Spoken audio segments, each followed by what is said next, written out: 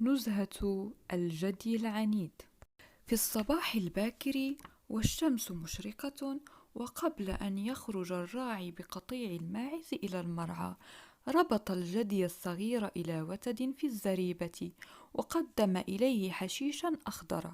أكل الجدي الصغير حتى شبع، فتذكر أمه التي خرجت مع القطيع، وبدأ يتساءل: لماذا خرج الماعز كله إلا أنا؟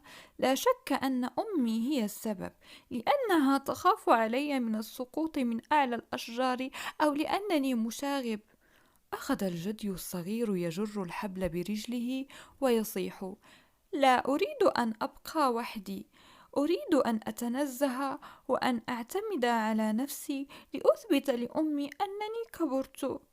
أخذ العناد يتسرب إلى رأس الجدي، فبدأ ينبش أرض الزريبة برجليه، ويحتك بقوة بالوتد الذي ربطوه إليه حتى اقتلعه، فأحس أنه حر طليق، وجرى خارج الزريبة يتجول في المزرعة. راح الجدي الصغير يغني وهو يمني نفسه بنزهة أولى في المزرعة، فصار وهو يجر وراءه الحبل بوتده.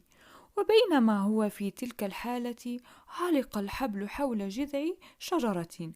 جر الجدي الصغير الحبل بقوة، وصار كلما دار حول الجذع لتخليص نفسه قصر الحبل، وازدادت الأمور صعوبة. بدأ الجدي الصغير يستغيث: با با با، أيها الحصان، أيها الثور، أيتها البقرة، تعالوا أنقذوني. جاء الحصان وأمسك بالحبل يجره، أقبل الثور وصار يجر الحبل، وجاءت البقرة وهي تتساءل: ماذا وقع لصديقنا الصغير؟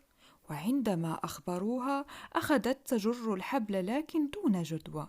فجأة أطل الفأر من جحره فقال: هذا الصخب.